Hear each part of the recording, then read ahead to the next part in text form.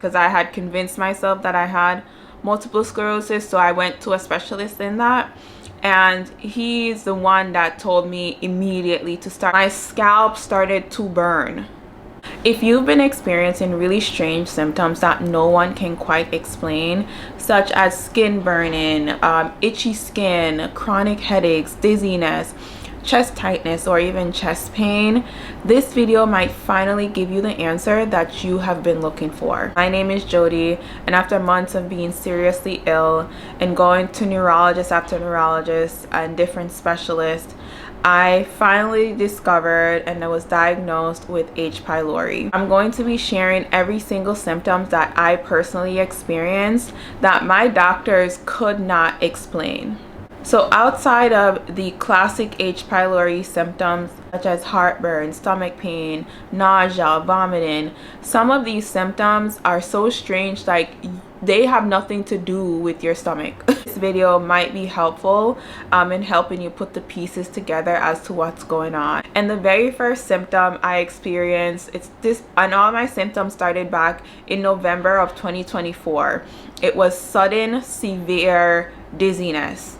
I woke up one day, I was fine, I worked out, which I usually do, and after working out, I felt completely dizzy, which is unusual for me, but I thought maybe I was just dehydrated, but as the day went on, it got progressively worse.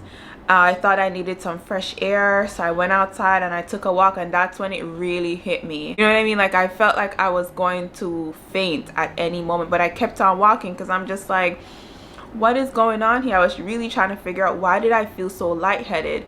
So I tested myself for COVID. It came back negative. I don't have a history of migraines.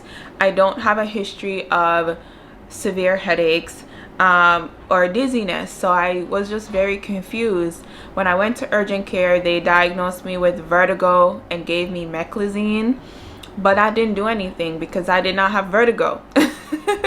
But you know, I really can't blame the doctors, because doctors can only diagnose what they clinically see. So I understand why they couldn't figure out what was wrong with me, so they referred me to neurology. About a week later, I started to have really severe neurological symptoms. I remember feeling very numb in my legs and my hands, and I started to have tingling all over my body, and that was very, very strange and very worrisome. So I went to my primary care doctor. She ran some labs. All of my basic labs came back pretty much normal. Forgive me, I am looking down because I had a lot of symptoms couldn't explain, so I'm just gonna read off all the symptoms that I personally had. So it was the sudden and severe dizziness, numbness and tingling in my hands and my feet, full pressure in my head, like complete forehead pressure. Sometimes it felt like the pressure would radiate from my throat all the way up to my forehead. It almost felt like something was moving around in my head, and it would be so bad, especially at night when I tried to go to sleep.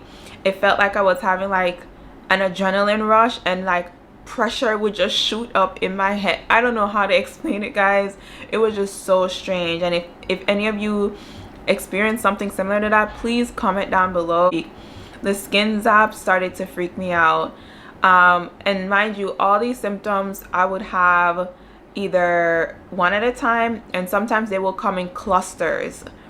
The skin zaps, when I would have like even light touch. I remember one time, I don't know, my sister like put her hand on my shoulders, and I felt like I had like an electric shock to my body. I started to have itchy skin all over. I also had heart palpitations, so sometimes it felt like my heart would skip a beat or my heart would race, especially at night. And I couldn't figure out why. My blood pressure was fine. I checked my blood pressure multiple times a day, and it wasn't my blood pressure. My heart rate, when I would check it, sometimes at rest, it would be like over 100. So I just couldn't explain it, but it wasn't like concerningly high. Every time I tried to go to sleep, I would either sleep for about 2 hours. I would wake up at like 1 or 2 a.m. in the morning, and I couldn't go back to sleep because I would start having all these symptoms at night. And for a very long time, I was scared to go to sleep, because whenever I go to sleep, I would feel my heart racing. Whenever I would go to sleep, that's when I would feel all my symptoms the most. So I would hate going to sleep, especially going to sleep alone. And I don't know, I just couldn't. That part to this day gives me like PTSD. I didn't sleep in my bed for 3 months. Severe insomnia. And with that, the doctor prescribed me, what did he give me? Diazepam. I do not react well to any kind of like I don't react, like I can't take melatonin, I can't take Benadryl. Anything that is supposed to calm me actually has the opposite effect on me. Vision changes. What felt like vision changes. It felt like I never lost sight, which thank God I didn't lose sight or anything like that. Or I wasn't having like eye pain, so thank God. But I felt like it was hard to look at things, trying to focus, but they couldn't focus. Like it felt very much like I was straining to see, which was even more reasons why I was like, do I have MS? Do I have MS? Because that's one of the telltale signs of MS, you know, with the optical, I forgot the name, optic neuritis is a main symptom of MS.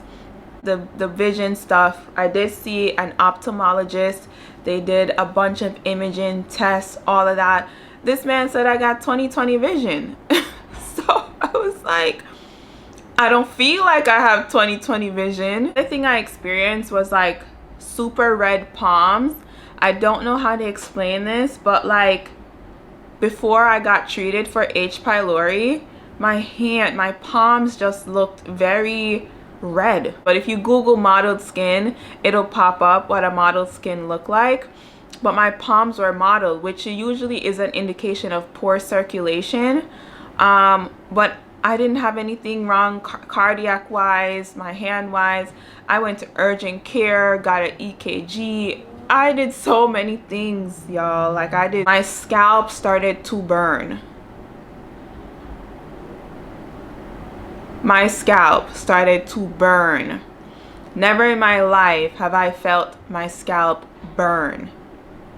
Like it would be patches of burns on my, like I don't, what, like, and then after this my scalp started to burn, then I would have skin patches burn. I remember one night I was trying to go to sleep, and in my, like, subconsciously I was just like, ow. Like it wasn't, I don't know how to explain, it wasn't pain, but it's like burns. Like I felt like I was being burned. Another thing that was really strange was heat intolerance and exercise intolerance.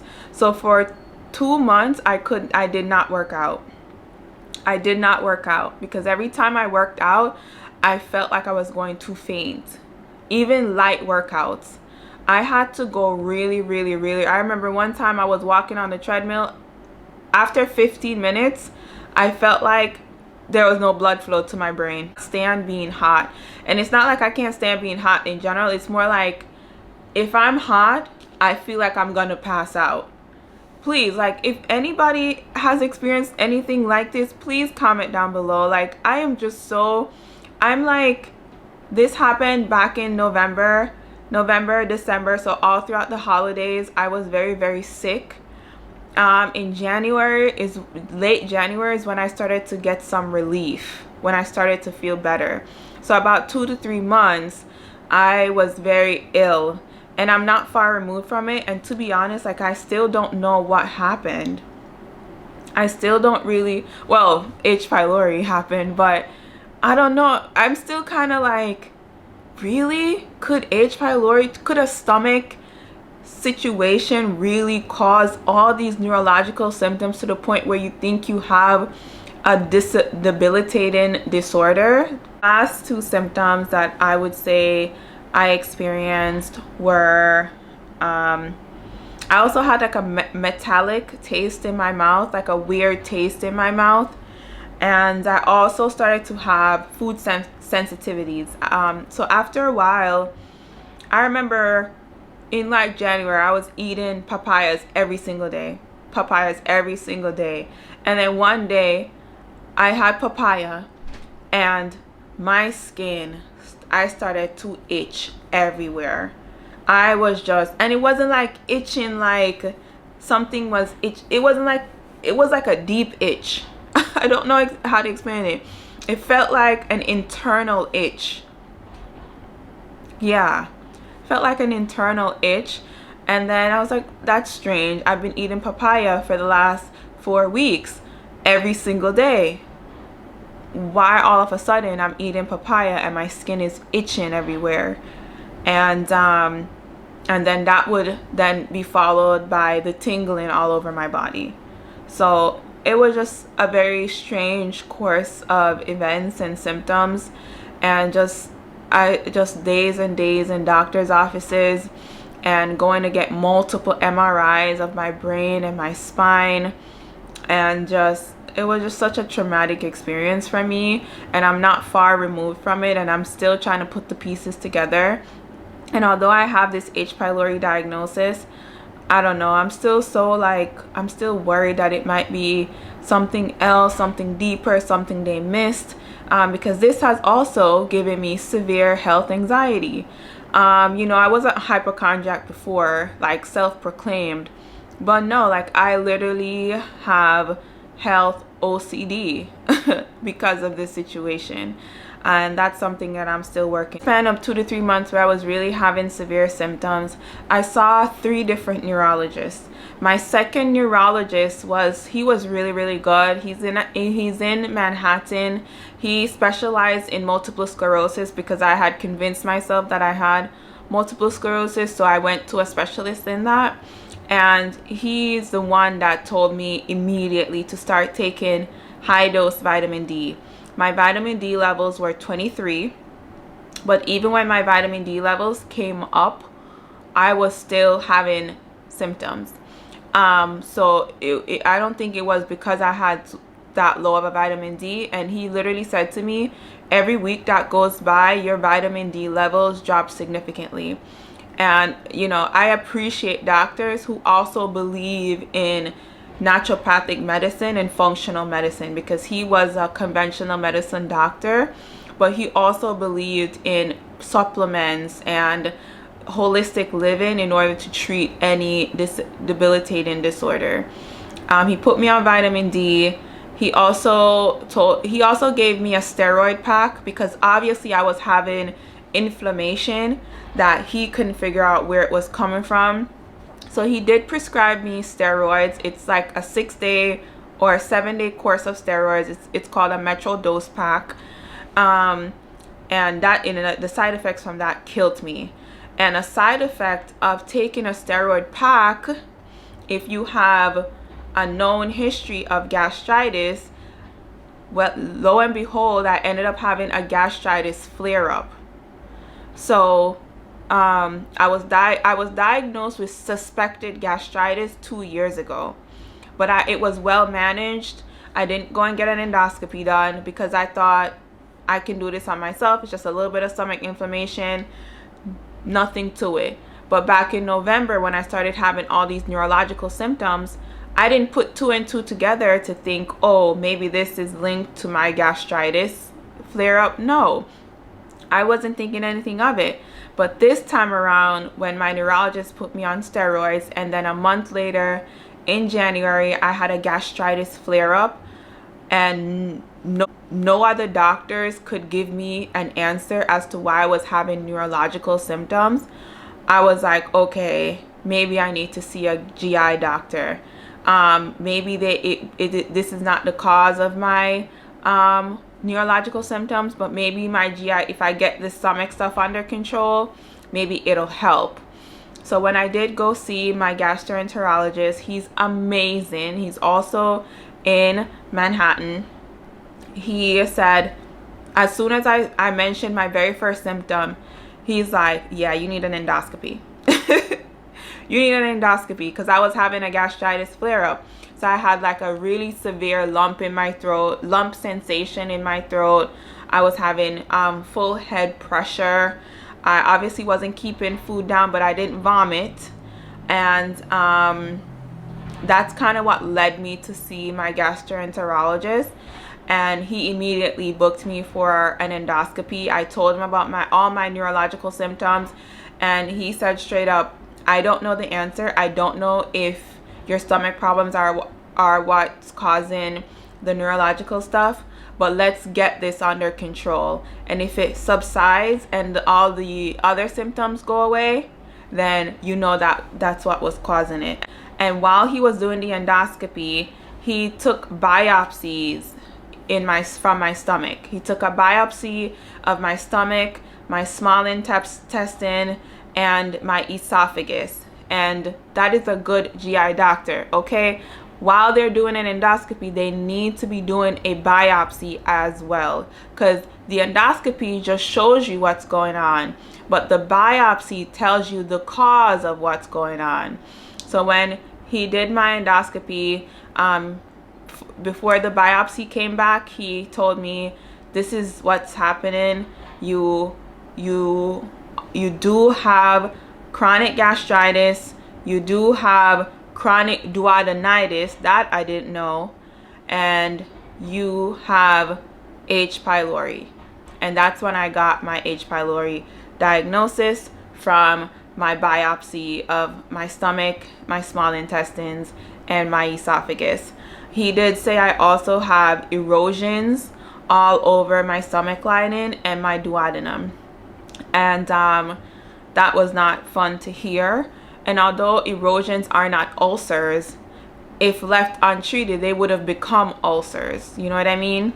So I was pretty much at the moderate stage of, like, I was basically almost at the tipping point of what could have been ulcers and what could have been worse, because it shows that, like, the cells of the biopsy, I read through my entire biopsy report, and it specifically said that the cells have changed. I forgot the name of it, metaplasia or something like that, but it says that they're changed, they're abnormal, which is very worrisome. So I just was like, yeah, I gotta get rid of this as soon as possible. So if you have been dealing with any of these symptoms, if any of this sounds familiar, or like symptoms that you have experienced that are unexplainable, you might want to check your stomach. You might want to check your gut and get an endoscopy done.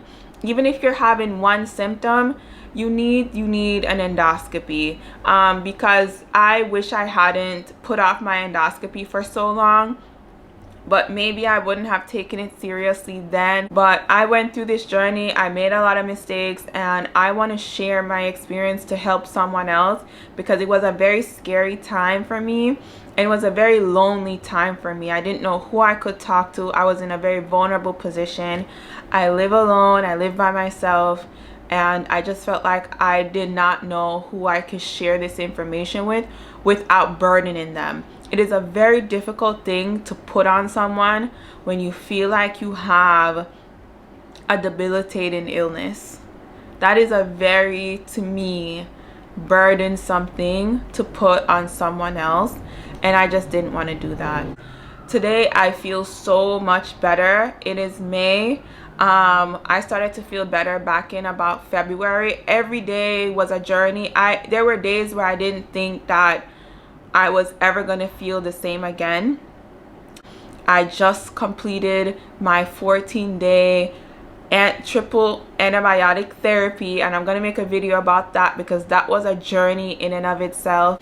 And if any of this stuff resonated with you, please comment down below. Let me know what symptoms you experienced that aren't the typical H. pylori symptoms. Let me know how you got your diagnosis, because I am so curious if anyone else experienced these symptoms that I had. Majority of your immune system is located in your gut. So if I want to give myself, and if you want to give yourself, a fighting chance to not develop some kind of chronic illness or debilitating illness, I urge you, I implore you to start with your gut health. And I hope you like this video. Bye bye.